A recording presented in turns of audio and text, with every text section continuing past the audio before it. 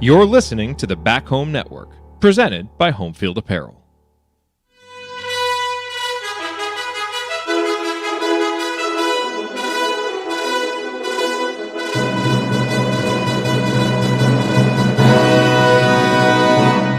And welcome, Hoosier fans, to this week's edition of Assembly Call Radio, where each week we discuss the most important topic in the world of Indiana basketball. This is our 319th edition of Assembly Call Radio and our 989th episode overall of the Assembly Call, recorded on the evening of December 14th, 2023. I'm your host, Andy Bottoms. And let's begin this edition of the Assembly Call how we begin every edition of the Assembly Call, and that is with our Hoosier Proud banner moment. And Indiana is the national champion. When it comes down, Indiana will be champion. Smart takes the shot. The Hoosiers have won the national championship.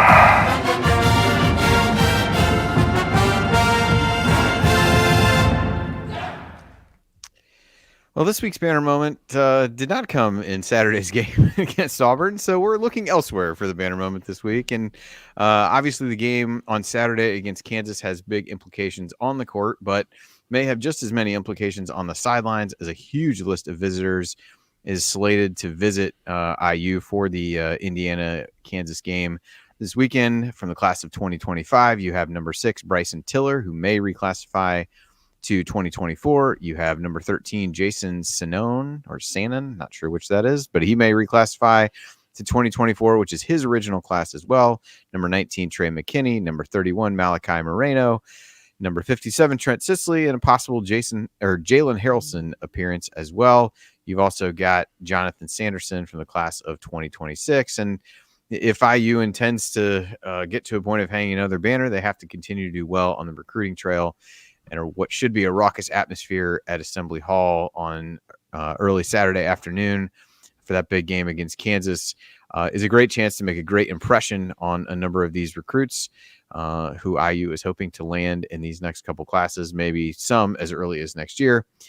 So like I said, big game on the court, big game off the court, on the sidelines for the recruits. So we'll look forward to that additional element of a really important game for the Hoosiers on Saturday.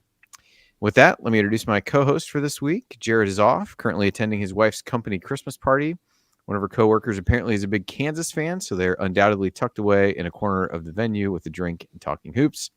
And Ryan is also off this week with the Kansas game tipping at 9:30 a.m. in San Diego. He's getting a head start on the beauty sleep he'll miss, waking up early to watch it. But here with me, we do have a longtime high school basketball coach in the state of Indiana, the founder of Delphi Bracketology, and a man who knows how to celebrate a road win in your rival's gym. He remembers the days when a movie cost $1. Heaven help you if you ever decide to pop your collar. Play hard, but remember, fake hustle is a crime. He's the coach and it's Tonsoni time. Coach, what's on your mind this week? Well, just trying to figure out how to feel about these Indiana Hoosiers. You know, they're 2-0 in the Big Ten. They had a good road win. I wasn't on the AC radio. I was on the post game for Michigan, and there was some upbeat. And then Saturday happened, and you know it's not good when you get beat like that, and it raises some concerns. And I thought, Galen, I'm looking forward to expanding on what you said on your podcast. I thought it was really outstanding about. We always talk about the offense being the issue, but it really is probably the defense and maybe a little bit of the mentality and the toughness of this team. And I think those things we need to address. And as soon as they change for the better, then Indiana will compete at a much higher level. But Indiana hasn't played well, but they've won 7 of their 9. And you're seeing in college basketball teams getting beat in bye games and by lesser opponents all the way around. So I do this back and forth from being okay to being disappointed to being okay to being disappointed. It's part, I guess, of being a fan and an educator. You have good days, you have bad days. So I'm looking forward to the Candy Stripe crowd. It's always good to be in Assembly Hall for a big game, regardless of how the guys are playing, and be silently cheering from Media Row for the Hoosiers to come out on top on Saturday. All right, and also joining us this week, it's one of the godfathers of IU sports podcasting, the head of Indiana's renowned sports media department, and the man who became a meme this week when an angry image of him from the Auburn game channeled the inner feelings of every IU basketball fan. Ladies and gentlemen, it's Galen Clavio.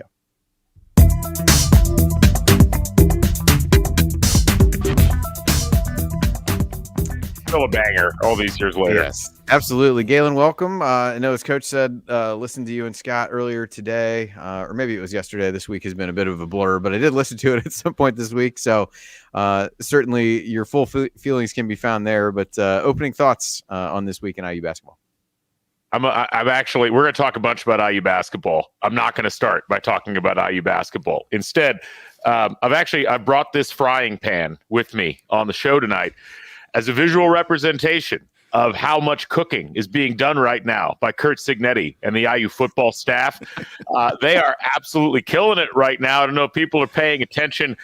Just pulled in their quarterback, we think maybe for this next year, Curtis Rourke from Ohio, 7,000-yard passer already. They pull back Carter Smith, one of the highest-rated freshman offensive linemen in the country. They've pulled several players in the portal. They've gotten some recruits.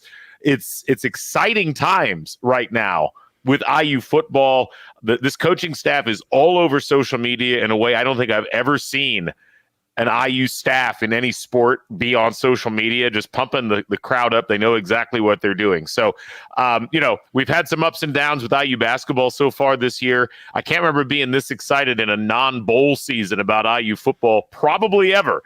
So thank you to Coach Cignetti and the whole staff, and looking forward to seeing what else they come up with this week and going into the next year. Absolutely. Good to have something exciting in the offseason for IU football for a change instead of the normal dread and followed by trying to talk yourself into how things might not be as bad as you think they would be. So this is a nice change of pace. It still could happen, but let's well, there's no doubt. Well, we might do the second thing, but the dread feels like it's not there, at least in the There same. you go. So that's progress. All right. So here's what we got in store for you this week. We'll take a quick assessment of IU at the season's quarter poll. Then we'll go into a bit of an IU Kansas preview in segment 2, and we'll finish with some questions from the mailbag. All of that coming up this week on Assembly Call Radio. But now let's talk about our presenting sponsor. Home field apparel. Wear one for the team.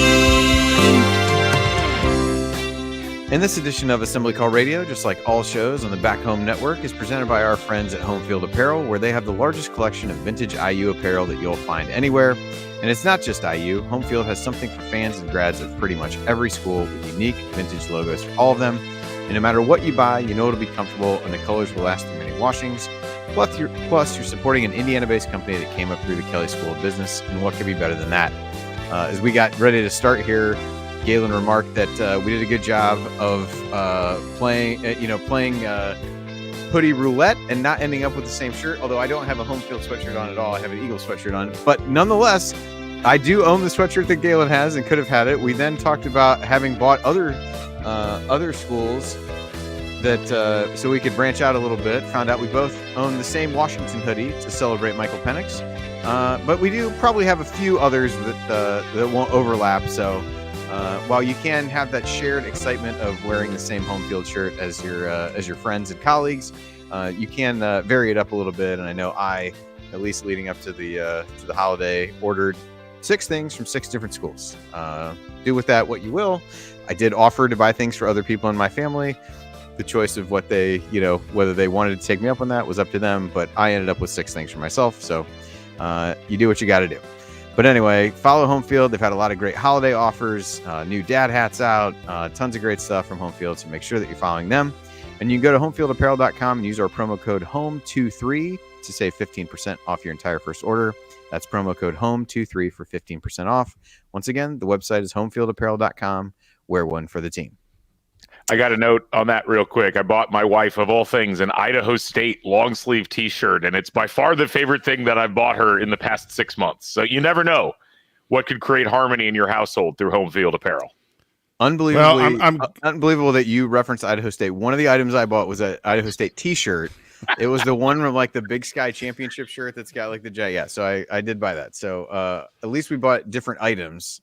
So if your wife and I run into each other when we're there for the meetup, we'll be okay. Coach, what were you going to say? I'm just saying I'm glad Galen has harmony. I'm somewhat banned from the website as the number of schools that I have now represented in need my closet. A burner address and a different like a burner credit card just for home field purchases. Exactly. There's probably some Big Ten coaches who could get you hooked up with something like that, Coach. So just as you're hanging around covering games, I'm sure there's a few you could point to who may be able to help you out. So we start our Hoosier headlines on a somber note with the death of George McGinnis. Just an incredibly decorated career for Big George. He was the Indiana Mr. Basketball, a state champion in high school, All-American at IU, delivering one of, if not the greatest single season in IU history, where he averaged 30 points a game, 14.7 rebounds, 2.8 assists. He was a 2-time ABA champion, a 3-time ABA All-Star, a 3-time NBA All-Star.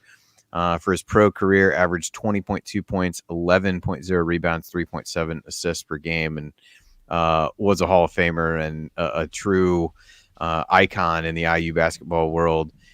So certainly our thoughts go out to his family, and rest in peace to Big George. But any stories or impressions of McGinnis that either of you guys want to jump in with here?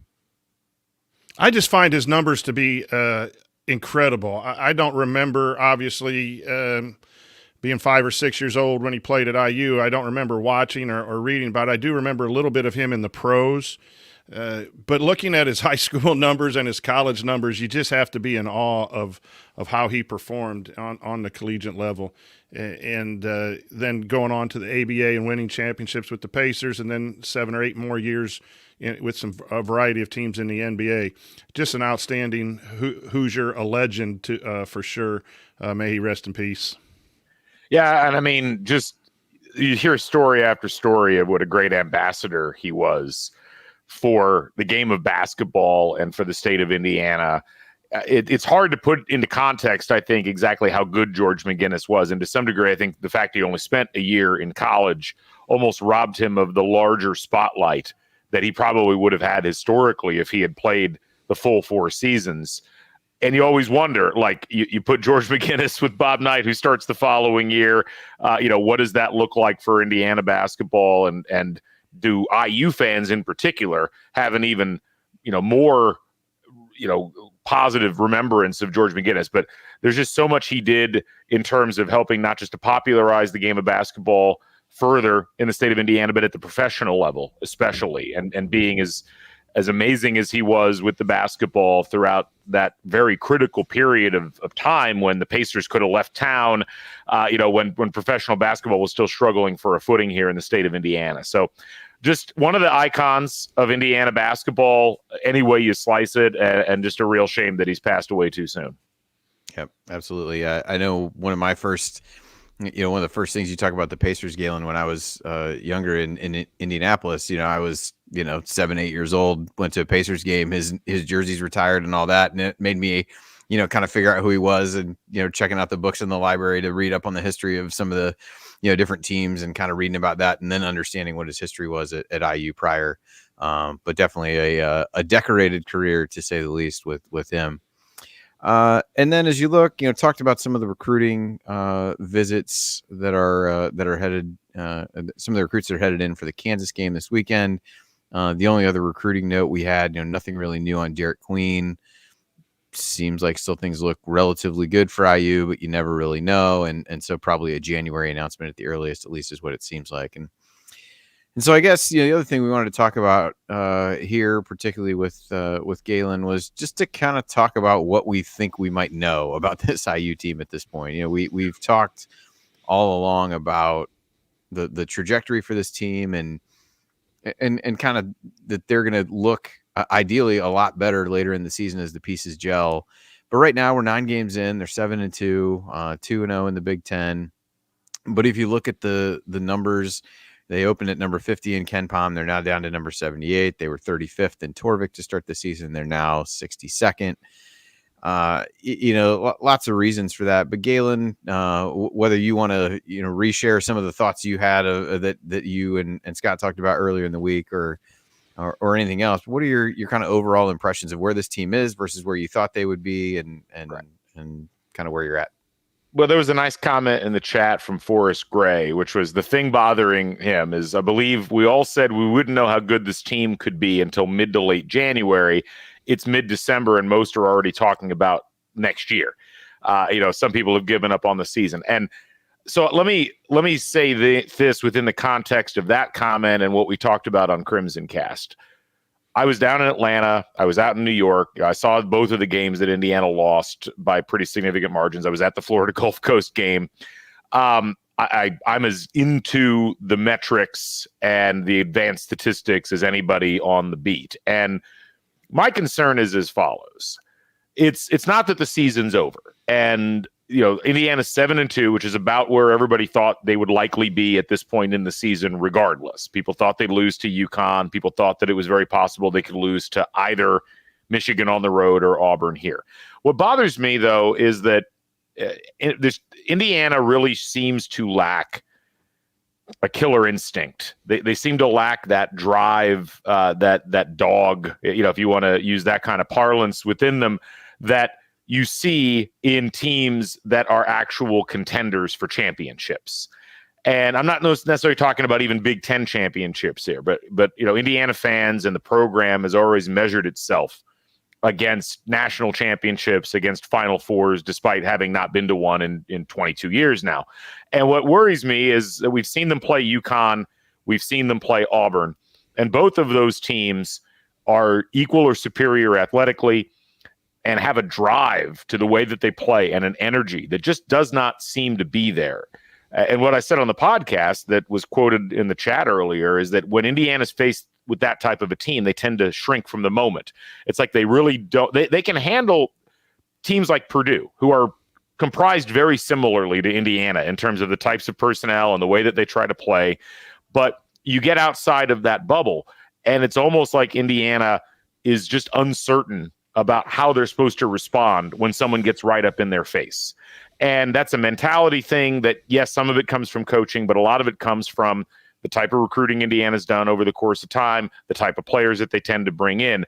This is not something that's new or unique to the Woodson era. This was also what we saw in the Archie Miller era. It's also what we saw through a lot of the Tom Crean era. And I don't know exactly what the solution to that is, because my feeling was that Mike Woodson, of all people, having been an Indiana star and understanding what it takes to compete at the highest levels, would have been able to ingrain that into his team and would have been able to recruit players who came in with that mentality. I don't think it's really worked out quite that way. It's early still in his tenure, relatively speaking. It's only the beginning of year 3. But it just doesn't feel like that edge is there with Indiana. And that really, as much as people have complained about the offense, to me it shines through with defense and rebounding. 2 areas that are very effort-based, 2 areas that are very, like, I'm not going to let that guy beat me based.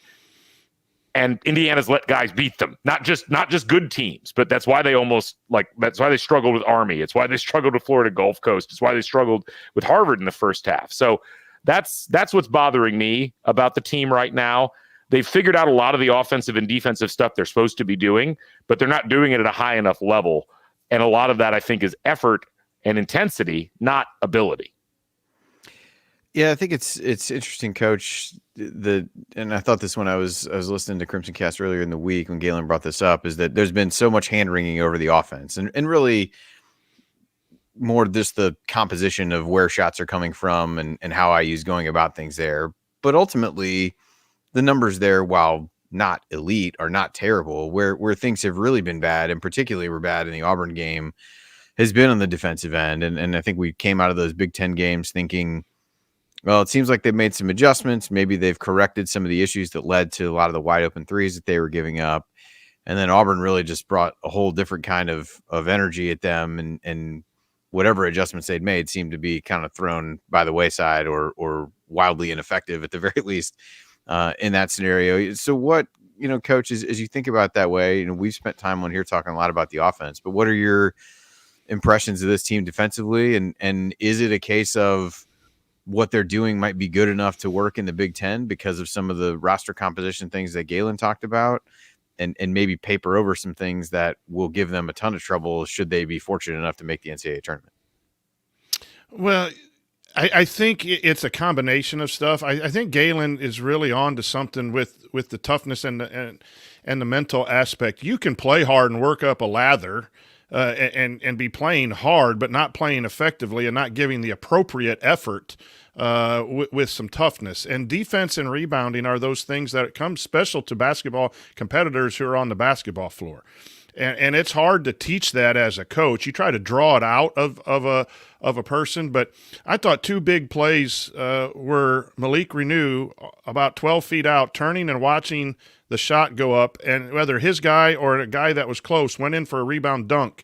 At a time when it went from 26-26 all, there were a couple big rebound dunks. Well, you talk about threes being the momentum, and those offensive rebound dunks can get a team going. And I caught it on TV, so it had to be close to the guy getting the rebound, but he wasn't even attempting to go get the rebound. He missed the physical block out, and he didn't go get the rebound. And there's one of our guys. His rebounding rate has dropped, and you brought that up on CrimsonCast as well, that it could be because of Ware's getting a lot. Well, TJD got a lot too last year. So I just that, and we've constantly harped on the guards rebounding, and for a couple games they've made an effort to rebound. It is. I don't like their technique, and I think it's on the players. I also think somewhat on the coaching staff too. The positioning of the body and the head on a swivel. The college game's different than whatever I've coached, but a lot of ball watching and cuts being made, or guys moving to the 3-point line, over helping, locking in on the ball.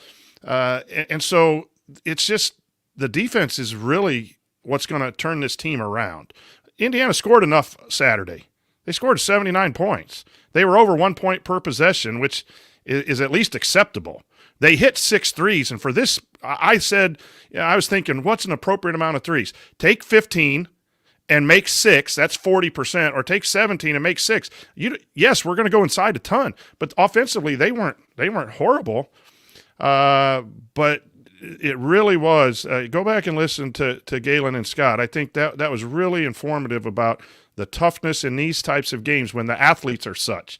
And I thought we a lot of our fans get upset with the guard play, and that's something we need to talk about too. But I thought our bigs, if you look at the box score, oh yeah, they did a great job. I thought they were soft on Saturday against the athletic, physical play of the Auburn basketball team.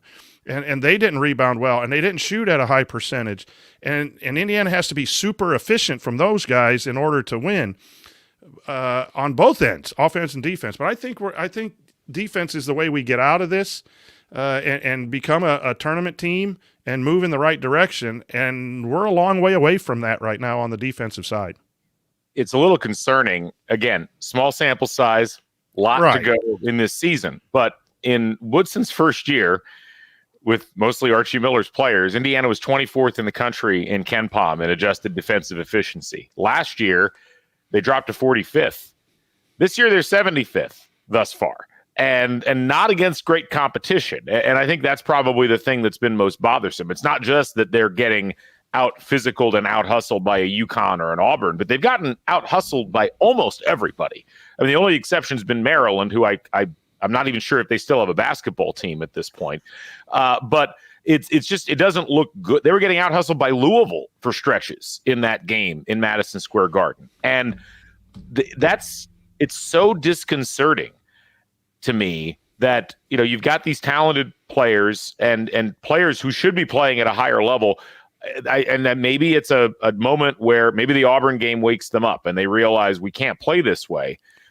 I don't know if that'll be the case, though, because unfortunately the trend, you look at the Arizona game last year, you look at the game at Kansas last year, even though that's got a bit of an asterisk on it, you look at the Miami game in the tournament last year, it's a very similar story when they face these types of teams that have the level of athleticism and hustle that is demonstrated consistently. I don't know what the answer is at this point. And, the last thing I'll say on this, Andy, is a lot of people have made excuses because obviously Xavier's not in the roster right now, and the roster was also built in a kind of a flawed way. They're probably, you needed another guard, you needed somebody that could play a little more at the 2 or 3. But here's the thing. There's lots of flawed rosters all over college basketball. There's flawed rosters in the top 25. the teams that find ways to win do so in spite of the fact that they don't have a perfect roster. I don't know if there's a perfect roster in college basketball right now. There are better balanced ones, but Indiana has enough talent and isn't so far out of balance that it excuses the way that they've played through most of the first 9 games of the season. And that's where, Galen, a coach has to be very creative. And I appreciate coaches. We all have our philosophies, and we want to stick to them because that's what we believe in. But if you swing and miss and you try to get a perimeter guy, a defender, a shooter, and you miss and you don't have that, then you've got to come up with creative ways to have balance in your attack, both offensively and defensively. There's no doubt what we run to get the ball in the post is good, and when we get it in there, we score. And then we block shots, and where's rebounding? There's a lot of good that's happening in Indiana basketball, but right now it's good against marginal teams. It's not good against good teams. And so coach and the staff have to be creative with this roster because it is what it is. And I have yet to see a lot of that creativity. I've seen a little bit on defense where they've done a little different things in their coverages and how close they are to the nail versus to the shooter. They've made some changes, but it didn't work against Auburn. And they got to still go in and cook up a recipe, use a bigger pot than you brought with the frying pan for the football team to cook up something to get this roster to win. Because you said it, and we've all said it on the Bracketology, winning a lot of games against the lower level teams in the Big Ten probably will happen for Indiana. And they could get to 20, 21, 22 and not be in the tournament because they've got to beat the quality teams in the Big Ten if they don't get a win Saturday. We'll talk about that in the second segment. They got to cook up something a little bit different than what they've been doing because of that flawed roster. Yeah, and I think one area that shows up, it was Jared had written a post on this, and I don't know whether he put it in the run sheet just to try to draw more attention to what he had done. I don't know, but either way, it was well thought out. But he looked at some of the lineup data so far this season, and a few interesting takeaways. I think among those, the way he underscored it here was nothing works but Malik and Khalil together. Almost any lineup with the two of them and throw in any of the other rotation players with it have been really successful from a net rating standpoint. In contrast to that, what you've seen is that playing a lot of the bench guys together has some just hideous results from a lineup perspective. And I think that bears out what you think when you're watching the game. And even though he staggers when they come in, the net result is that eventually you end up with, when Xavier Johnson was healthy, a first unit and a second unit, at least in the first half and maybe for part of the second half. And then you'd figure that out. I think that's really an area to me, Galen, that if the coaching staff is going to make the most out of the roster that they have, right, that's a pattern they have to get out of. I'm just not sure that Woodson has shown a proclivity to do that over the course of his time at IU. He's talked about it. And from that, it makes me think he's not going to change because in his mind, he looks at these as units, and he really is like, well, I've got to take the first unit out to give them some rest. And the idea that you're going to stagger those guys throughout the course of the game and or at least the first half, it just does not seem to be in his strategic approach. And look, that's fine, I guess. I think it worked last year to some degree, although the bench was certainly thinner. And it's not working this year. And it's interesting because while Jared's numbers are correct, that the Malik Khalil combo is really good, what's weird to me is like it's so momentum driven that they'll get ahead of steam up and then they go sit down and they can't just recover that when they come back in. It's like those substitutions gunk everything up. I'm really curious as we move forward, what exactly the setup has to be in order for those guys, if you're going to have to rest them at more or less the same time, how do you get them back into a rhythm? Because at this stage, you could say, well, okay, we're just going to rest one of them and then the other one. But you're looking at those offensive numbers where you're not nearly as efficient and you don't have those guys out there being able to play off of each other. And that's, Coach, I guess the question I have is, if the offense has to be predicated on two guys who are of that size being on the floor simultaneously, that's to me where the change has to happen, because that's just not a sustainable model. I don't care how efficient they look. I totally agree. You have two talented big men when they play together. You've got to make them efficient when they're playing one at a time. And the bigger issue with me is when they're both off the floor. I just think you have to have 2 of 3 point guards on the floor once X comes back at all times. You need to have Malik or Khalil on the floor at all times, because then you get 40 minutes of good post play, and then you could bring Walker in for either one of those. I just believe that's better. Obviously, I understand that Coach Woodson feels differently, and a Michigan game they gave a spark. You have to admit that was a plus for that mass substitution. And last year with the injuries, without X and then TJD playing so well, he's kind of forced into an 8-man rotation at least. This year with X out, at least there's one starter out there at one time. But it does seem like the starters have a hard time finishing the first half after that mass sub. It's happened in a lot of games where they had a great run, then they come out collectively, and then they go back in. I think those things are plain to see. But I would keep those players out, and you can still play 9, 10, but spot them here and there. I think that helps CJ. Andy and Galen to play with better when they got to double team the 2 post and he's out there. He's going to be able to have better shots. It's going to help Caleb Banks when he's at the 3. I think Walker has done a nice job spacing the floor, catching the ball at the high post and then dribbling it in and dribble handoff game that he can do a little bit better than even Malik can do. And so there's some options that go out the window when you put the 1 point guard now with 4 different subs. And, I don't think that'll change, but I do think that is a valid part of the momentum shifts that we're seeing in Indiana basketball on both ends, too. Ware is a great defender, a rim protector, and you take him out, you got to have another guy in there, and Malik's probably the next best guy. So, I do think that's part of the problem. Well, and I think, obviously the injury to X is a piece of that, at least from the guard standpoint. And you're really having some of these guys, Galloway has been talked about a lot in terms of, his struggles and all the things that are on his plate right now. I think you see that in the defense. I mean, guys are just, Gabe Cupps is playing an amount of minutes that you would not have wanted him to coming into the season. It doesn't mean that he's doing a bad job, but it's a lot to ask of him to play 30-plus minutes in some of these scenarios. But they have so few guards without Xavier Johnson, it's basically impossible not to play him to that level. And I think you get some diminishing returns at some point. And it all goes back to the roster construction of we're trying to figure out the whole offseason. How do you figure out how to dole out the minutes in the front court because you have so many guys there? And in the backcourt, you've had guys that you wanted to take a step forward, do that sporadically, but not consistently. And you've had a guy in Gabe Cupps have to assume a much, much larger role earlier on in his freshman season than you ever would have wanted him to. Although I don't know, this is where I kind of depart from some of the other commentators on this. I mean, it shouldn't be that hard for the guards to contribute offensively, even the ones that are having to carry a load. And Tony Adrania had a really, I think, informative set of statistics that he put out in his newsletter today.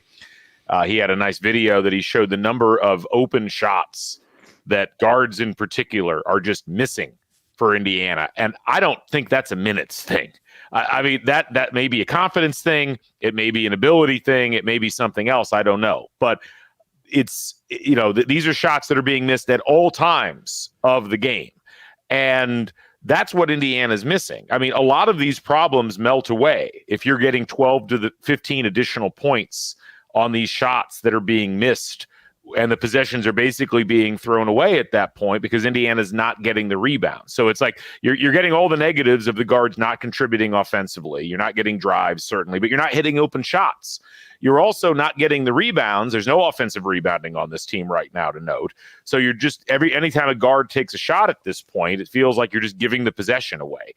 And, so it's, yes, there's roster errors, but it's also just guys not executing. And I feel like to some degree, we're being almost overly sympathetic at times to the burden When in reality, it's like right there's the shot. That's the shot everybody wants. That's the shot the offense has tried to develop and produce, and it's just not being done. And I'm not really sure what the answer is on that, Coach. It's kind of like the Archie Miller time when everyone said he took confidence away from shooters. Why can't kids make shots, right? I still believe it's on the players more than it is anything, but the lack of variety in offense, and you get what you emphasize, and if they're emphasizing pick and roll drive and pull-up game, and they're emphasizing post, and the third option is a three-point shot, then you're constantly subliminally thinking, I'm catching this ball, I'm wide open, should I shoot? And if you're doing that, you're not hitting. And that's on the player. They need to be more confident in that to be able to take. You saw the first 4 shots was what Indiana basketball can do with hitting open shots and being ready to shoot. So I think the guys can do it. I even though I would have a variety of different offensive things to do to get shooters shots than what Coach Woodson does, I do think that sometimes we coaches can overemphasize the good pieces of our program to a point where it gets stuck in the minds of people who want to play well. And they want to do what the coach is, and they buy into Coach Woodson, and he wants that ball to go inside, and he wants to attack the rim.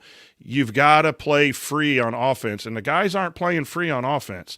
It's just a slight little mental thing where I just see a kick out for a 3, and they redrive or they rethrow it into the post. It's like they've almost – I'm not accusing the coach of doing this, but it's almost like they have to throw it in the post or they're afraid they're not going to play. Yep. Coach, I think you just knocked your microphone out. Coach was so angry about that his XLR. Got me now? Yeah, you're good. All right, there you go. Okay. Yeah, I knocked out. If I said when I get back in this thing, total freedom on offense. If you play hard on defense and get steals, you have the freedom. And if I don't like the shot, we'll work on it later. I just think that we overemphasize the post, and I understand why we do it. But that's that fine psychological part of coaching. Yeah, I will say, just to plug what Galen was talking about. Yeah, Tony's piece today was good. Although the open catch and shoot shooting percentage was should not be shown to small children. I would say it was not good. But anyway, all right. So that was an in-depth look at where we are right now. We'll obviously have a big game coming up on Saturday against Kansas. So coming up, we're going to dig deep into that matchup.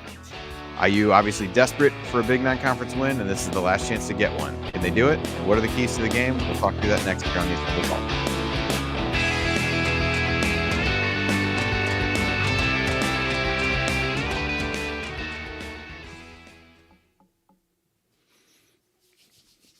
All right.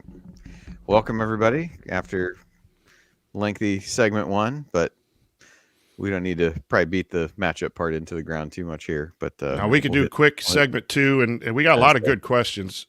I was say, did you? Jalen's got a lot addressed to him, so I did go back and put them all in there. Oh, you did? Oh, there is a lot, because when I looked before, there were not very many. So I did research on the first question. I actually have an answer for that. So yeah, good, because I didn't. I got it nailed. Calbert Chaney. I was going to throw out Calbert Chaney and act like I knew what I was talking about. What it was. We'll send it to you. Good job pandering to the crowd, Coach. That's all you really need to do. You're good. Yeah, exactly. Absolutely. I know who pays the bills. All right, absolutely. All right, we ready? Yep. Here we go.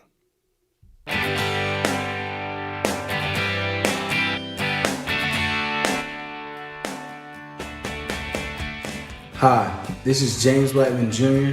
I never miss an open 3, and I never miss an episode of the Assembly Call. Join Jared, Andy, Ryan, and Coach after every IU basketball game. Go Hoosiers. All right, welcome back to the Assembly Call. I'm Andy Bottoms here with the coach, Brian Tonsoni, and Galen Clavio from CrimsonCast.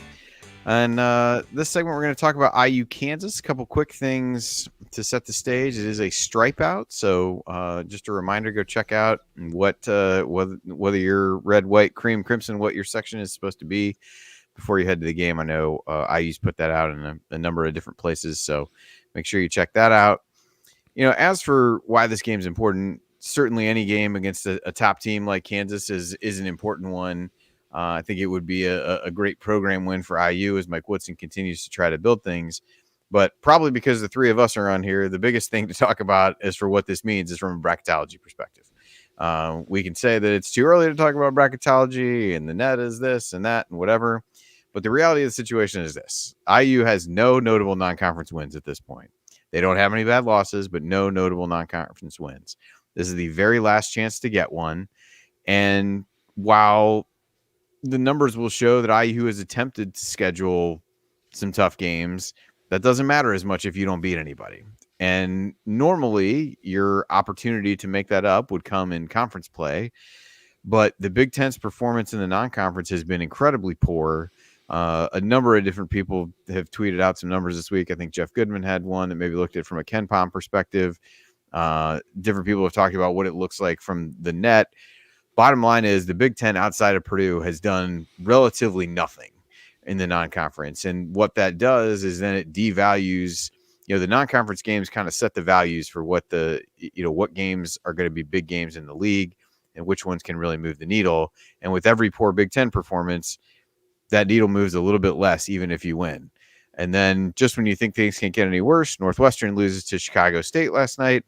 And it does just that. So that to me, Coach, is really what the big meaning for this game is. Certainly a win over Kansas would be phenomenal from a program standpoint. But as you start looking at NCAA tournament prospects in a league that's going to get less, it would seem, than they have in recent years, you got to have at least, one non-conference, pelt on the wall to be able to show to the selection committee. And this is IU's last chance to get one. Absolutely. It is a huge game, and you would have liked to have maybe knocked off one before you get to, the number 3 or 4 team in the country. It is at Assembly Hall, and it is going to be an opportunity for the fans and everyone to kind of root on the guys for a win. The win goes a long way for their selection and seeding if they are selected. And the Big Ten is just a struggle bus.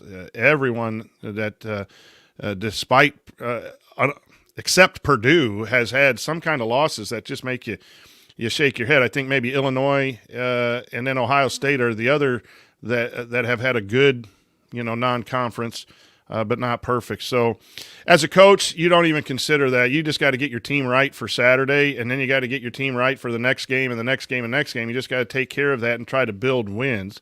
For the three of us who do bracketology, and no, we're still a month or two away from actually looking at it, but we see the trends. And when you start looking at the net for those trends, there aren't going to be a whole lot of opportunities in your home gym. The team's not coming in the top 30. It's not going to happen. And so now the road becomes extremely important, because if teams are in the 1 through 75 on the road, that becomes a quad 1. But the Big Ten has like 5 teams in the mid-60s to 70s, where if they lose a couple more, there might only be 3 teams in a situation to get those top quality wins. So it's going to be quite the road for teams like Indiana, Iowa to get back into this thing.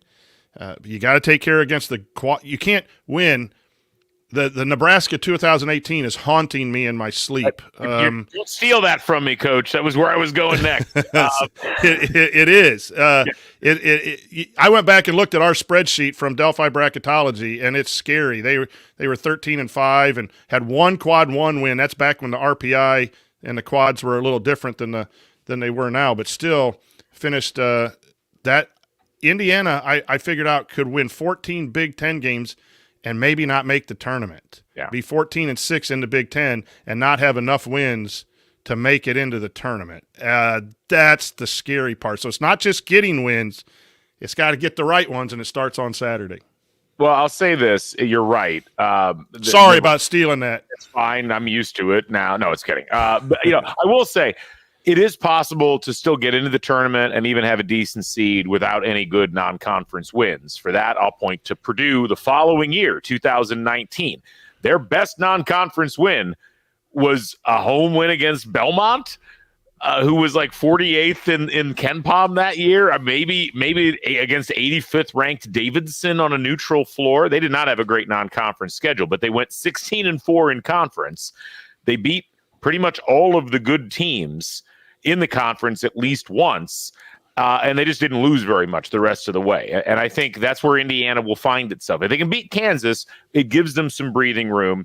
It gives them something that they can point to. And they'll get wins in the Big Ten. I think, honestly, as much as I trashed their effort in the last segment, 13-14 wins in this conference is not out of the realm of possibility for this Indiana team because of the way that the games lay out and the relative lack of quality in this conference. That Purdue team went 16-4, which might be a bridge too far, but lost in the first round of the Big Ten tournament, still got a 3 seed. That's probably not going to happen this year, but I'm saying, like, relatively speaking, it is possible if Indiana turns it on, even if they lose this game against Kansas, that they'd still get into the tournament. It's just they really leave themselves literally zero margin for error at that point, and you really don't want to do that. Yep. All right, so as we look at keys to the game and what we'll actually decided and how we feel about all that afterwards, one note that Tony had is Kansas in the last 5 years, when their opponents shoot better inside the arc than them, they're 17-18. When Kansas shoots better inside the arc, they're 100 wins to 8 losses. This year, it's only happened once, and they ended up losing that game. So that's at least one statistical area to look at. I'll talk a little bit matchups first. Kansas obviously has Hunter Dickinson. Everybody would be really excited to see him back in Assembly Hall, I know. But Kansas really doesn't play a lot of guys, quite honestly. Depth is a concern. If you can find ways to get guys into foul trouble, that could be an avenue in this game. They play the quartet of Dickinson, Kevin McCullough, KJ Adams, and DeJuan Harris.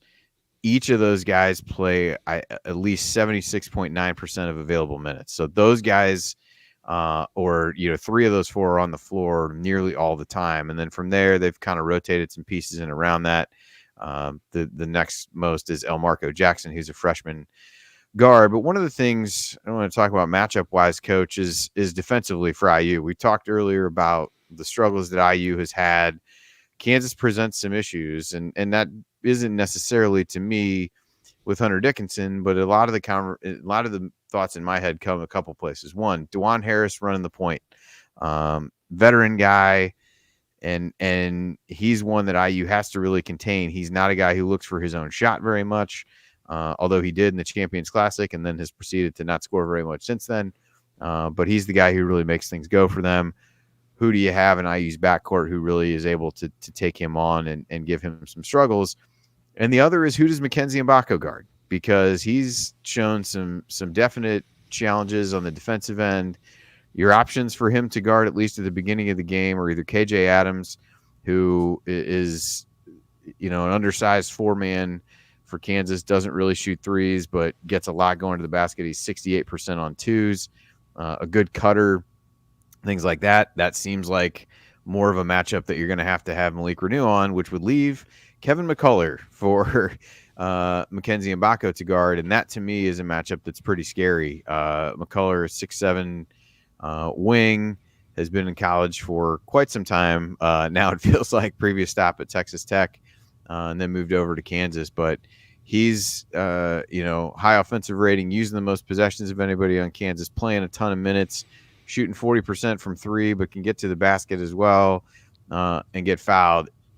The matchups for me here are where you start to get worried. You'd love to see IU get some of these guys in foul trouble, because I think that helps IU as Kansas gets into a bench of some pretty unproven players. But if you're setting things up at the beginning, Coach, how do you try to figure out how to defend Kansas, and how do you set the matchups up in a way that gives you a chance to succeed there? Yeah, it's going to come down to how you guard McCullough. I think you start there and work backwards. The natural position would be Mbako on him. There, interesting. Tyler in the chat said, "Do you move Gallo down there?" That would be a consideration. But then Mbako's on the 2 guard, who's a 6'3" freshman.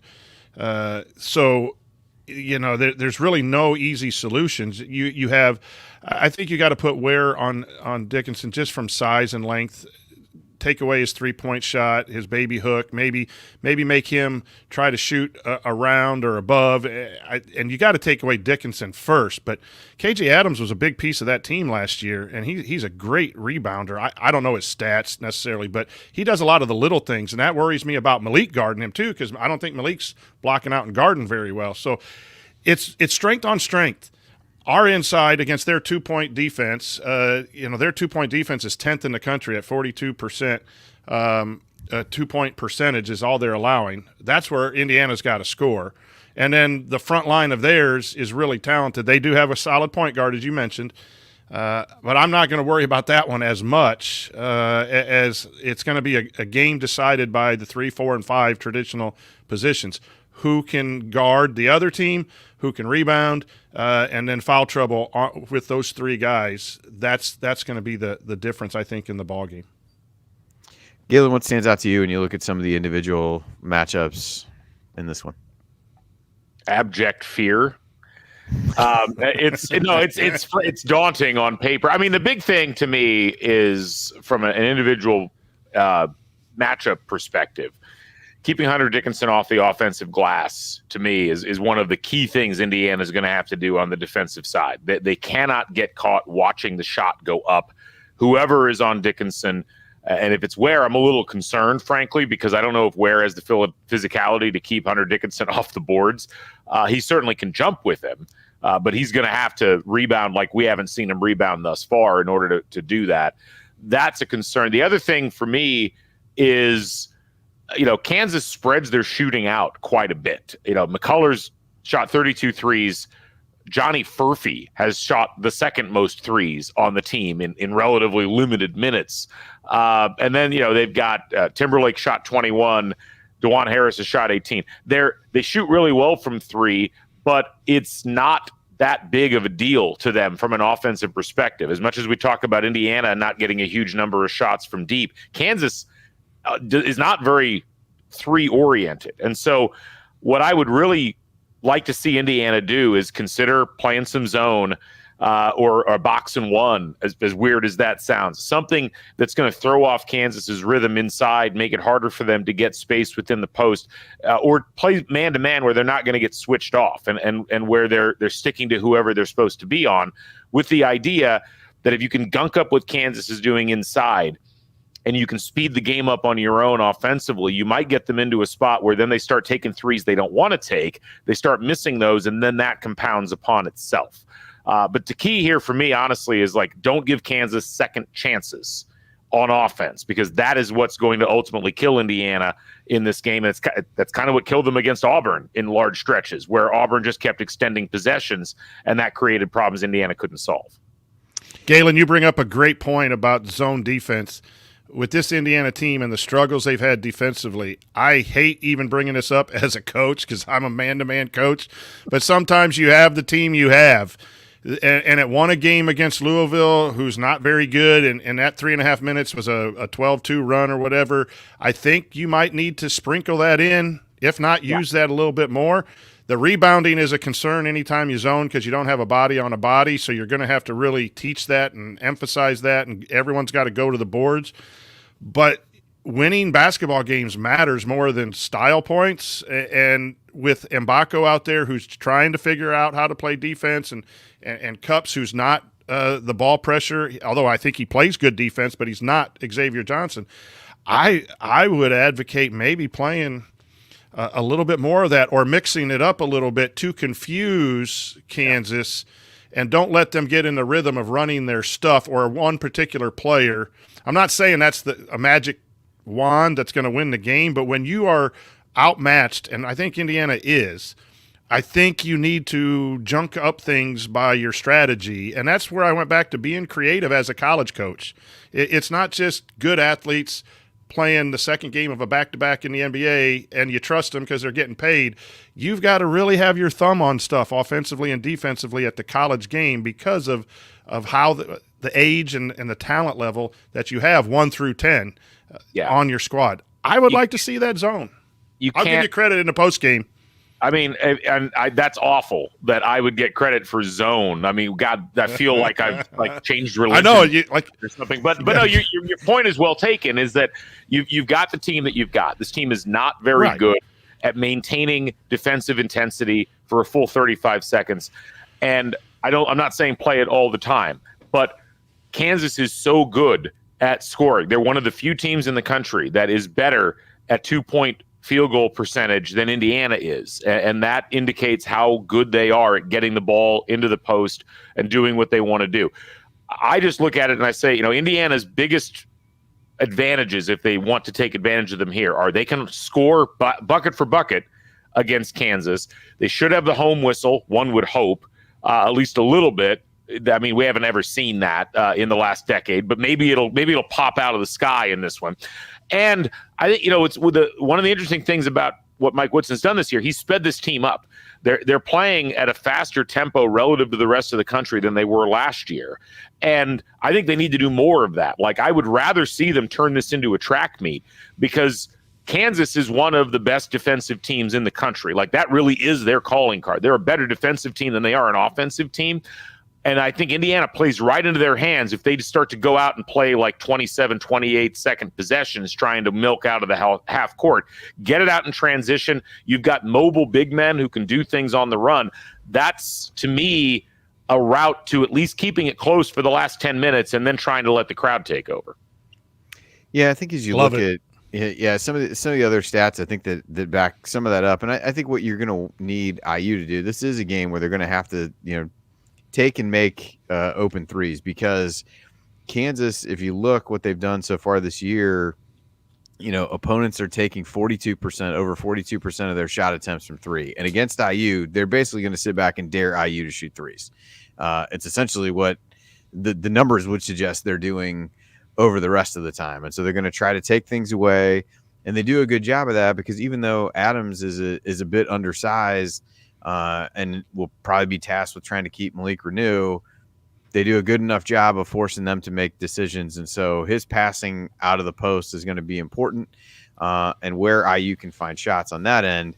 And passing is the other thing. When you look at Kansas on offense, they lead the country assists on 73% of their made field goals. It's wild. Which is insane. Speaks to DeJuan Harris, but also just to their general scheme. And I use one that they've gotten lost at times. And this goes back to, maybe playing some zone is the way to go. But IU loses guys frequently as there's communication breakdowns, back cuts, different things like that they've really struggled to communicate well enough on the defensive end. Kansas is going to put guys in positions to have to make decisions. And that's just not an area that IU's excelled on so far here. So I think furthers the zone thing, but really speaks to Kansas's ball movement and just general offensive philosophy and how effective that's been. So, Coach, I want to go back to Galen's pace. I have been saying that over and over and over and over again. Pace, pace, pace. And if I think back to the first 24 points, 26 points Indiana scored last Saturday, it was quick. Whether it was in transition or it was a quick drive and a kick out for a three, there was no hesitation. There was a pace. There was a flow. They were confident. And then when times get tough, then it gets dribble down, dribble over to a side, no ball reversals, no drives, throw it in the post. Well, the defense, what Galen's talking about here from a coaching perspective, you allow the defense to get set, then their scouting report comes in, and the players on Kansas team know exactly how they're going to guard Renew when the ball goes into the post. So if you're slow getting it into him and you're not creative in moving the defense either by pace or by action, then that makes their scouting report defense easier. My big point of contention in the last 3 years is we do not move the defense, and it makes it easier for the defenders to know their scouting report and their rotations. And that's different in college than it is in the pros. And pace is one way to beat it. And I thought the Auburn, I might after the show go back and watch, and I just think it was faster. In transition before the defense gets set. That's how you beat good defensive teams. I think that's really important. The other thing real quick is, who does Kansas put on Renew? I thought Auburn and Coach Pearl did a great job putting Braum on Renew early and forced him into a couple tough twos, and it got into Malik's head. And then do you think you could be physical with Dickinson on Ware, or do you put him on Renew? And does the defense push, Khalil around? Those two things hurt our strength last Saturday on that end. I thought that was really good strategy by Coach Pearl. And besides the zone and praising Coach Pearl, I'm really feeling bad about this show tonight. But yeah, no, burn the tapes. We can't have this, Coach. It was obvious sitting there courtside watching that Auburn game. Every time Indiana was in a half court set, they struggled so hard to get the ball into a position where they could do anything with it. And Kansas is, I think, a much worse problem for Indiana because they're so oversized compared to where Auburn was.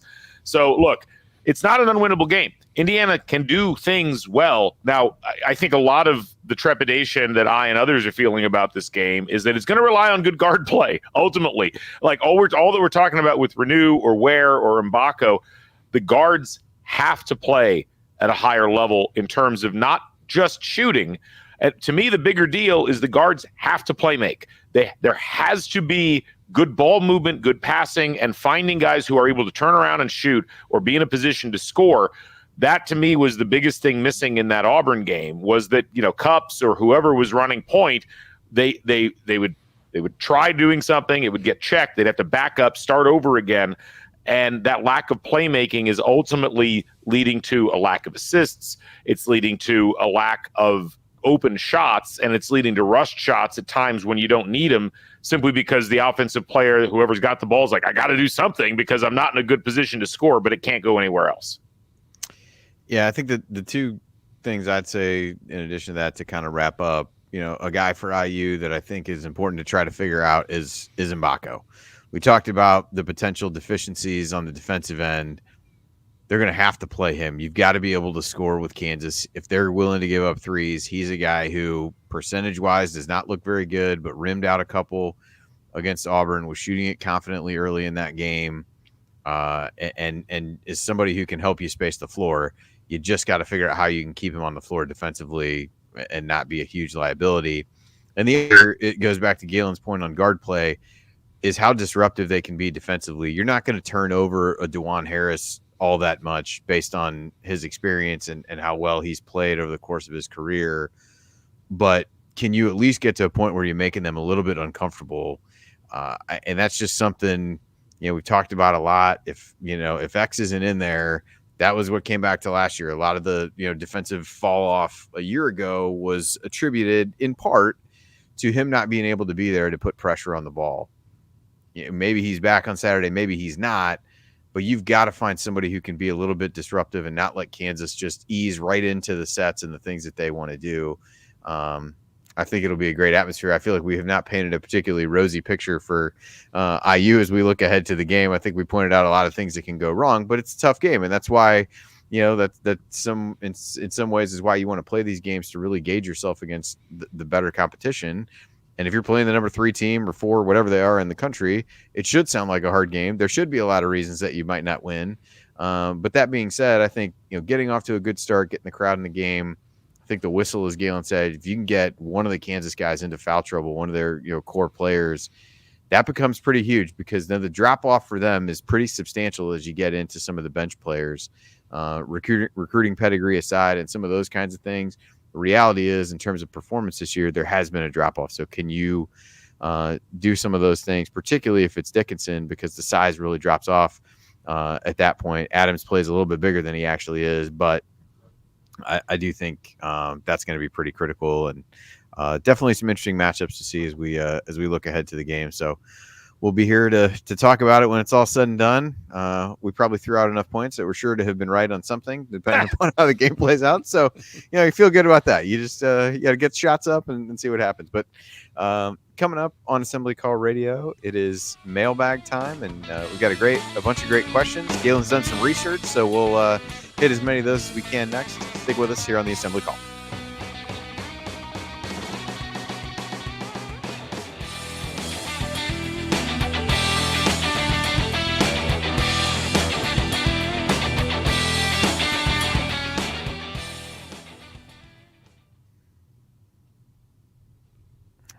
All right.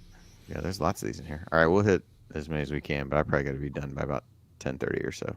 Speed round. That's good. Rapid fire a number of these here. So one of these is lengthy, but we'll see. Yeah, a number of these addressed at Galen. So Hey, really bringing the questions out of the woodwork here. See, that's the people talking, right? Okay, we're going to answer the people. That's right. That's what we need. All right, you ready? Yes, sir. Let's go.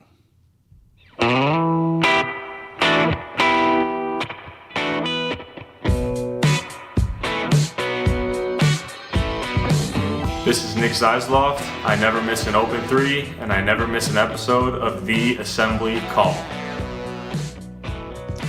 Welcome back to. Are we just playing all the drops where they say I never missed an open three? Is that the plan here? We're just trying to will it. I don't know. I can't hear him tonight. I'm just randomly hitting stuff. Oh, wow. Well, welcome back to the Assembly Call. I'm Andy Bottoms here with the coach Brian Tonsoni and Galen Clavio. It is now time for our mailbag. Most of these questions submitted via our private IU basketball discussion community on Substack, which you can learn more about at assemblycall.com. Also would encourage everyone to check out CrimsonCast on Substack as well.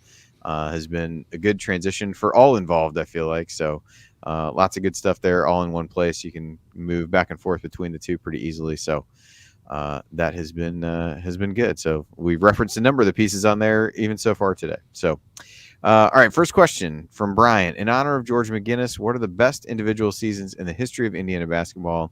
And do you consider Big Mac's 1970-71 season to be the greatest of all time? Galen, unlike Coach and I, you have done some research on this, it sounds like. And we will cede the floor to you to help us answer this question. I mean, I actually would say, all things considered, it's hard to not look at what McGinnis did that year. He averaged it was 30 points, 14.7 rebounds, and 2.8 assists a game. I don't know how you answer with anything other than yes there. That was probably the greatest season. Chris Williams might have a different perspective on this. I'd be curious to hear what he'd have to say, but I think that's an easy one, even given the fact, I mean, that team was pretty good. 17-7 overall. I actually uploaded a video to my YouTube channel that has footage from one of the games that season. It's the Minnesota game that was at the new field house. Go check that out if you haven't yet, if you want to see George McGinnis in the crowd in action. I will say, if we're taking that season out of the equation, by far, from my perspective, the best single season that we've seen since then was Allen Henderson in the 1994-95 season. 23 points, 10 rebounds, or 9.7 rebounds, whatever, and close to 2 assists on a team that had 2 scorers total in double figures that season. It was him and Brian Evans. And Allen Henderson, to have that kind of a season on a team that was full of young players and guys that, probably wouldn't have gotten in otherwise. I mean, that was the Neil Reed, Charlie Miller, Michael Herman, Andre Patterson as freshman team. A very young team. They lost so much from that year that they had the previous year. For Allen Henderson to do that when everybody knew he was the number one option still sticks out. And I will note, it ties into this weekend because that was the season that Indiana had a horrific train wreck start to the season, went into the game hosting a third-ranked Kansas Jayhawks team in Assembly Hall. Indiana was 4-4 and beat them 80-61. One of the most unexpected and inexplicable games that we saw during the night era, I think, in Assembly Hall. So that's the mojo that I think we need to conjure up for this week. Absolutely. We did not give a lot of optimism in the previous segment, but we've brought it back this time. So well done. Well done. All right, next question from Luke. All offseason, we heard and were told this team would have a different style of play than last year. Obviously, that has not been the case, and this team is a more drastic version of itself from last year. How/why do you think that Coach Mike Woodson thought why do you think that Woodson thought he had this offseason is so much different than what he actually has? Coach, I'll throw that to you. I guess the first part of that I would say is, do you really think, in retrospect, that Woodson had planned to play differently than he actually is right now? Yeah, I don't. In defense of Coach, I think you put your offense together once you see what kind of team you have. If there was any narrative coming from the basketball side of it, maybe they wanted to, and then depending on what they saw in the summer, this is what they believe is best for Indiana basketball, and it's not wrong. I mean, the best players are inside, and you want to get a lot of shots inside. I don't find fault with that. I think there needs to be a little more balance. But what Coach Woodson runs to get the ball inside is not bad. It's really good. But he runs up. He tries to get done in the summer is defense first, and then he says a lot of times, now I'll figure out the offense as we go, and we'll figure out the offense here and there. So if it did come from the basketball part of it, maybe they wanted to, and then they got into the summer and they figured out they had to be post heavy. The other thought is maybe it was all of us wanting to drive that narrative. And if we hear something, we turn it into, oh, it's got to be different now that TJD is out. I still think you can go into the post and still have plays for the guard and more movement on offense than what he has selected to do. But the other thing is, I've said this over and over, we're stubborn coaches. We believe we can get people, kids, players to do what we want to do, and we've done it for years. It's worked in the past. It's going to work here. And I think that is a fault of our profession, to be totally honest with you. It's been a fault of mine. I should have played more zone at times than I did. But, sometimes that works out. I just think he wants to win games. He knows where his best players are, and he's overemphasizing that would be what I would think. The only thing I'll add, I think that all that sounds right. I think this team looked a lot better in practice than it's looked in actual games. I think that they thought they were going to have a mobile big man who was going to be able to move around and get fed the ball. They were going to have Renew in the post, kind of filling a less mobile TJD role, and they were going to have guys hitting shots. I can absolutely imagine a scenario where Mike Woodson and his staff are in practice, and they're just watching Mbako drain shot after shot. They're watching Trey Galloway drain shots from outside. They're watching Xavier Johnson penetrating on a regular basis and playing good defense. And they're like, this is going to be great. It's not going to be so post-centric. It's going to be something that kind of revolves around two-thirds of the lane, depending on where the ball is at and how the movement's happening, and that just hasn't happened in practice, or it happened in practice. It's not happening actually in the games itself, and that's unfortunate. I don't know what you do there. You can have all the best plans in the world, but if what you see in the practices isn't translating to what you're seeing in the games, you got a real problem, and you end up sounding like you were promising something that you didn't deliver. Yeah, I agree with what you guys said. I think the other thing, and this goes back to what Coach said initially, what we can actually see to take those two things together is how guys have played on the court. And whether by design or the cream has risen to the top, the guys who have been the most consistent and the two best players are Ware and Renew. And the resulting need to have those guys on the floor dictates so much of how you have to play. I know we talked about the lineup stuff earlier, and I think there's different things that could be done there to ensure that one of those guys is always out there. But realistically, that style, no matter what you wanted to do, goes out the window when the reality of the situation is, here's who's actually playing the best right now. I got to figure out how to use those guys. So we can blame roster construction on that, but given what guys have actually put on tape and done in games, you'd be hard-pressed to try to do something dramatically different and more backcourt or wing-centric, because those guys have not been consistent contributors game in and game out. All right, another lineup question from Jim. I've been thinking about possible lineup changes. Probably we all have. What do we think about starting X if and when he comes back, and Cups in the backcourt, bringing Galloway off the bench where he could return to being the energy guy? Galen, I'll give you first crack at that one. Galloway started 25 games last year. I mean, this idea, I'm sorry, I can't get my head around this idea that we need to play Galloway less and that he'll play better as a result. I don't think that's the answer. And frankly, I know everybody's in love with Gabe Cupps. I'm really excited about Gabe Cupps' future. Gabe Cupps' present is a player who is a sub 1 point per possession player who's turning the ball over on 31% of the possessions that he's used. He's very, very hard to keep on the floor offensively. That's not going to get any better if you stick him in the backcourt with Xavier Johnson as a starting pair. Who's going to come off the bench and handle the ball then? When one of those two, are you just going to keep one of those guys on the floor all the time? So, to me, Galloway's got to step his game up. And I know it's been tough. I know he's had a lot of tough defensive assignments and so forth. But, to me, the idea that, you can't on the one hand say Cupps is getting pushed too much into an environment where he's having to play too often and it's hurting his development because he's just not ready. And on the other hand, say we need to start the guy. That those two, and I've heard both of those sentiments in the fan base and in some of the media up to this point. Realistically, your best chances to win are with Xavier Johnson and Trey Galloway playing the most minutes at the guard positions. And, you know, it's just unfortunate at this point that statistically nobody else has risen to the challenge where they can contribute at that level. My hope is that over the next few weeks that will change. But, you know, to me, when Xavier Johnson comes back, you don't take Trey Galloway out of the lineup. No.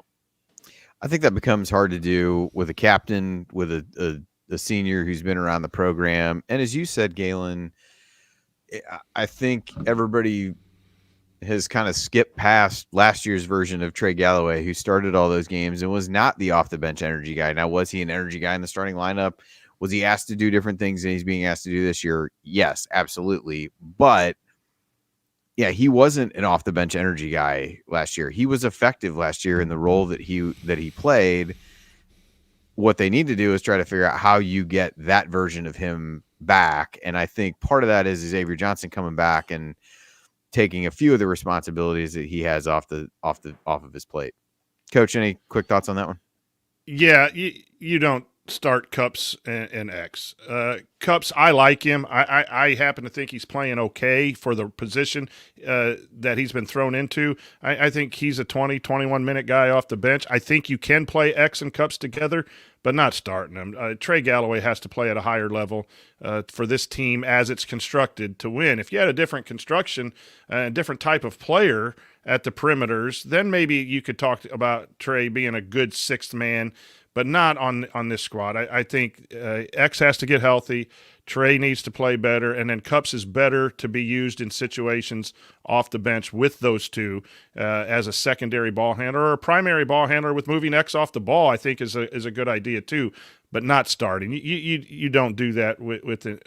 I know we're grasping for corrections here, but I think that does more harm for the cohesiveness of the squad than it does help the statistics. All right, next one from Ross. Which offseason transfer did IU miss out on that would have made the biggest difference on this team? He listed out Dalton Connect, Jordan Dingle, Chris Ledlam, or potentially others. To me, this one feels relatively easy in that it's Connect. I think he's played at a really high level, has taken the step up to in competition, played really well, really even starting with that exhibition game that Tennessee played against Michigan State, as he played extremely well in that game. He's averaging 18 points a game, shooting almost 40% from three, 80% from the free throw line, almost 5 rebounds, which is something we've, talking about the guard rebounding and some of those kinds of things. Gives you a shooter, gives you another guard, which is where the depth has really been lacking. So to me, that's the one that stuck out. You guys have different thoughts. No, it's Connect. Agree. It's Connect easy.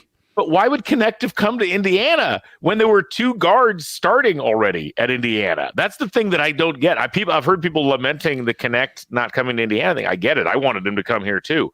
He's started all 10 games at Tennessee. And, my thing is like, what was Mike Woodson supposed to say? Yeah, come in, you'll get a starting job immediately. Who was he going to sit on the bench at that point? But if we got him, we don't get Mbako, right? Could he start where Mbako is? I think he could. You're gonna go. I'm trying to remember the order in which those things happened, though. But Connect left. Connect went to Tennessee before or maybe not. Yeah, I have to go back and look at the chronology. I mean, ultimately, though, is he going to come and start in a 3-guard lineup? Certainly, Connect would have been a great ad. I think any of those guys would have been nice. And look, in hindsight, the biggest problem ultimately was I think that there was too much faith placed in the development of a couple of other people in the backcourt, where it was like, well, CJ Gunn's going to be ready to play, so we don't necessarily need to bring somebody else in, and that just hasn't happened. And Gabe Cupps, I think they perhaps overestimated where he was going to be, and then Indiana clearly got unlucky with the situation with Ja'Kai Newton. Hey, how about no one would have predicted that Caleb Love and Tommy Lloyd's done a great job getting him to buy in to play team basketball out there. I don't know if Woodson could have done that. I don't know all that, but there's a transfer that a lot of people kind of backed off on, fans, and I was one of them too, because of the perception of what he did at North Carolina. But he's really helping that Arizona team. There's a guy out there, Tommy Lloyd, that can coach now. Yeah. All right. Next question from Coach Marlowe from doing the work. For a lot of these questions were directed at Galen. Coach, this one feels like it's right in your wheelhouse. He said, obviously our best offense is with the two post players being on the floor together, but could we do more things like pick and roll or pick and pop with them to help create space for somebody like Galloway or perhaps even Cups to penetrate? Could we put them in double staggers for Mbako, giving him options and trying to create some mismatches for our post players? What are your thoughts? Coach Marlowe's a genius. He does great work on doing the work. I would love to coach with him because he said a lot of things here. I'll make it quick. Where's the pick and pop with the guy who's shooting decently as a big man? It doesn't always have to be the alley-oop buddy ball or whatever they play, high-low pass, dunk. Ware's much better than all that. He can do all that, and you still want to do that. I don't think he's as good in the power game. He's good at a mid-range post-up where he can turn and shoot the little 7-footer. But a pick and pop with Ware and guard space down in the corners, I think that would be great. The problem is it's better with X, who can really get downhill, or Galloway, and they've struggled. It's not going to happen with Cups right now. But I would like to pick and pop. And what Coach Marlowe said, which I really like, is make your bigs screeners. Even if you don't want your guards shooting the ball because they're shooting 13%, if you run someone off a double stagger, they have to guard it. And they have the one double stagger play, which sometimes they get a strong side back door, or they have Mbako coming off a stagger. Do more of that, which then you can move the basketball. And if you don't want guys taking threes, now you've had to switch. You have to cover the screeners, who's popping out on a double stagger. I love double screens, a series of them. Double stagger turned into a double pin. There is so much that you watch college basketball that goes on with that kind of action, and the ball still goes into the post, including the team that lives right down the road from me. They run a lot of good actions, and they have a 7-4 guy they still throw it into 87 times. I would love to see that. I think Coach Marlowe's on to something. Woodson, hire him. All right, Galen, I'll throw the next one to you. This is from Max. He talked about some of the lineup analysis we talked about earlier. It's a massive problem with team creators when Malik is on the floor without Khalil. Malik will have to be on the floor at times solo. How would you craft a lineup without Khalil that could play to Malik's strengths, ideally working a few bench players in there too? So throw out a lineup you might like to see with Malik out there, but Khalil on the bench that maybe still allows Renew to be successful. Well, look, I think something that gets lost with Malik is how good of a passer he is. So I think you need players out there that can take advantage of that. So I guess the lineup would be something along the lines of, Cups, Galloway, Mbako, and probably Anthony Walker at this point. Because I think what you would want to do in that situation is move Renew to the high post and have the offense kind of revolve around his ability to see the floor, with ideally Mbako as someone who's staggered out at the wing and ready to catch and shoot from three, even though he's only shooting 20% from three at this point, and have Walker as a mobile big, quasi-big, who can either move baseline and get opportunities there, or be able to cut back out again and then redirect the basketball. It's tough because I think you waste a lot of Malik's talents in a single big situation, because the guys he's passing to on the perimeter aren't hitting the shots that he would be drawing defenders off of. So to me, it's less about personnel and more about execution. Coach, any thoughts on that? I agree.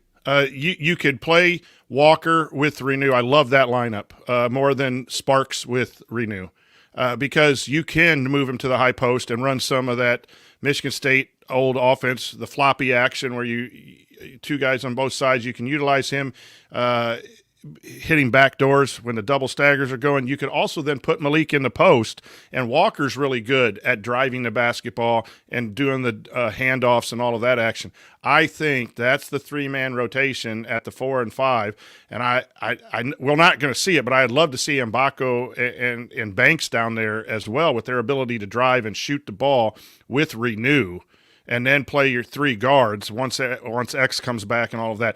But they're all practicing perimeters. Banks and Mbako are always with the perimeter, so I don't think that'll remotely happen. But I think that's a creative way to utilize the strength of the people that is on this roster.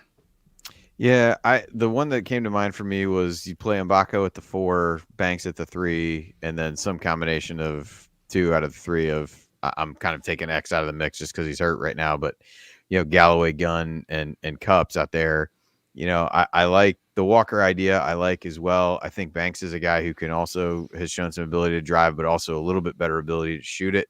And what you really want, because of the passing that you guys alluded to from him, is guys that can knock down shots. I know that'll give everybody a good chuckle, as we talk about this roster and like, oh, you need guys who can knock down shots. And then you're looking up and down trying to figure out who those people are. But, I at least think Banks has shown some ability to shoot it, can attack a closeout.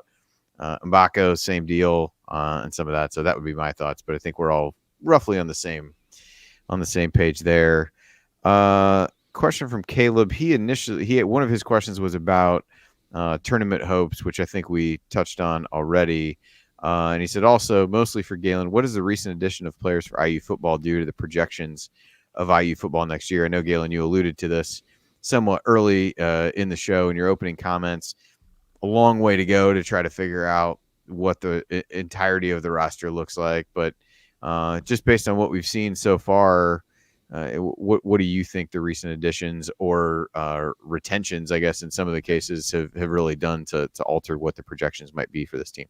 Well, it looks like they have a starting quarterback, which maybe will get named before week 5 of the season, which would be great. They're clearly focusing on the lines, and that has to be where Indiana sets themselves up for this upcoming year, offense and defensive lines, both. And getting Carter Smith back, some of the guys that they're in the mix for as far as the defensive line's concerned, those are big pieces. Look, right now, I would argue this. I think IU's roster last year wasn't as bad as people thought it was. They lost a lot of close games, and they did that for 2 years in a row. They did that in 2022. They did it in 2023. So some of this is the coaching staff evaluating who's there, who can be kept, who can be brought up to a higher level, which is what they did at James Madison for basically the 5 years that they were there. So I'm excited that they got the quarterback that they wanted. This is a guy that fits the Cignetti profile of a quarterback he can elevate. It's a guy who was getting some draft buzz even this year a little bit in the later rounds.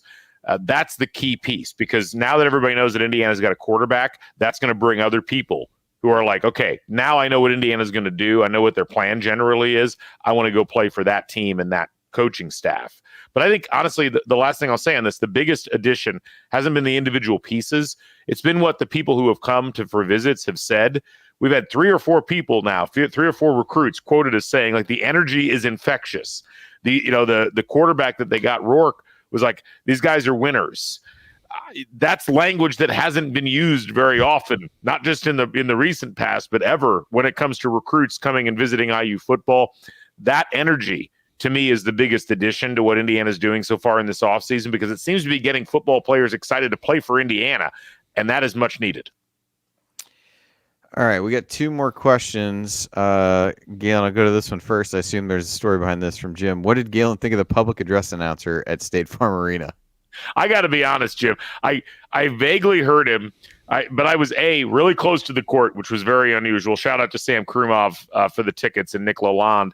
But I was also, to quote Hurricane Peter McNeely, encased in a cocoon of horror during almost the entire game. So I honestly I wasn't paying attention to the PA announcer. I was vaguely annoyed, and I still don't completely remember why, but I'm sure there are other people in the arena who can answer that better than I can. All right. Last one from James. Sorry for the long question in advance. Love to get Galen's perspective on this, but how long do you think this current state of NIL can last from a fan and more specifically their wallet perspective? I ask this because it irritates me when someone says, quote, college sports is basically professional sports now. If my favorite professional team is negotiating a contract with a star player, the owner doesn't ask the fans to help pay their salary in addition to buying season tickets, paying for TV subscriptions, etc.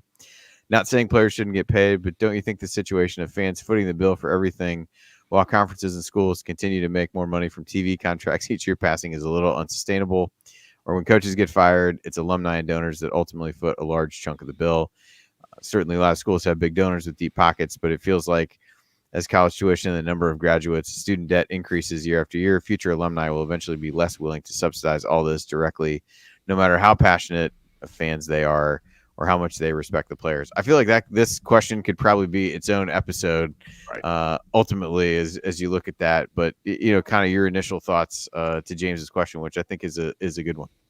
You know what? It's a multi-layered, complex question. So to try to answer it as simply as I can, given our time constraints, is this a sustainable model right now?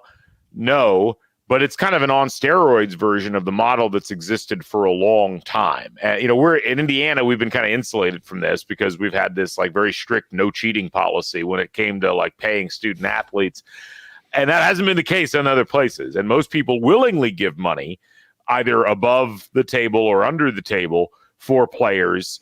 And yes, you get fans, the average fan, the middle class fan or whatever, shelling out some bucks very occasionally. But most of the time, it's wealthy people who want to make sure that the thing that they love, that they have an emotional investment in, their college sports team, which they care about so deeply, has a financial advantage that allows them to go get talent. So in a sense, the system we're seeing right now is kind of the public manifestation of something that's happened under the table for decades in most places. And the vast majority of the money that's actually getting spent on this is coming from large donors or corporations or, people who have the means where it's not that big of a deal. I do think that the everyday fan does probably get a little bit annoyed when they hear like, hey, give money so that we can, give money to college athletes. But this is where I do think the model ultimately is going to change because it's not going to be something that we'll be able to continue to see. I think partially because the courts are going to change the model underneath everybody's feet, and that's going to make the need for fans to give money for NIL a lot less important than schools giving the money for NIL, which is actually what the NCAA itself has proposed, albeit with some big strings attached to it. All right. Well, I appreciate your thoughts on that. And like I said, I'm sure it's definitely a good off-season topic as we start to, think ahead to that, because I think the layers of that are multifaceted, and you have as good a perspective as anybody on maybe what the next couple years hold for where we go from here. But with that, that's going to do it for this week's episode of The Assembly Call. If you want to see us do the show live, join us at assemblycall.com on Thursday nights for the live broadcast of our Assembly Call radio recording. Thanks to Bob Thompson for producing our music, and thanks to John Ringer of rigdesign.com for designing our logos. And thank you for listening. We'll talk to you again on Saturday after the Kansas game. And until then, take it from me, Christian Wofford. Keep your elbows in and your eyes on the rim. Go Hoosiers.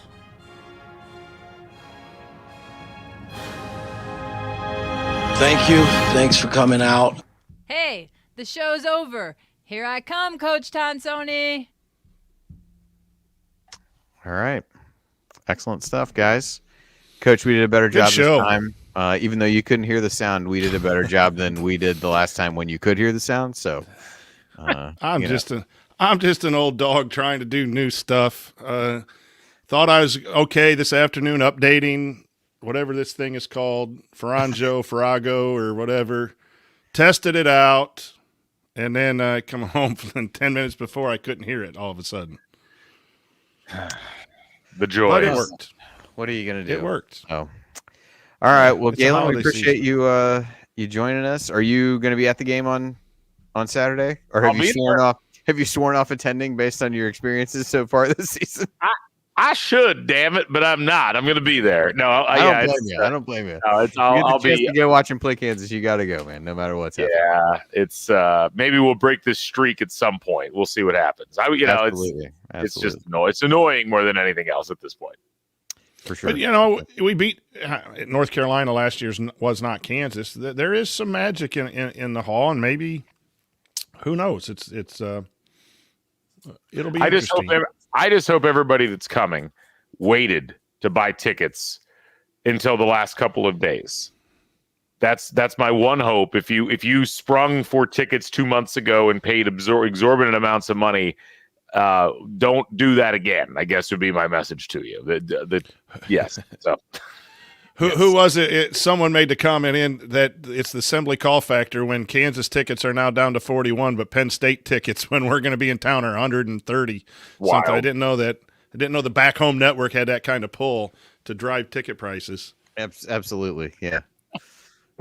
The fact that there are like I think 2 Saturday Big Ten games that are at home. I think that might have as much to do with it.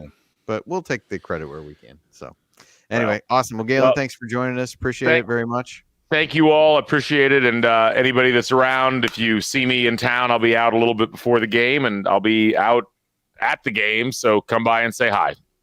All right. Same here. I'll be there in some fashion at some point. All right. Awesome. Sounds good. Thanks so much. Have a good one. Later. All right. See you. Bye.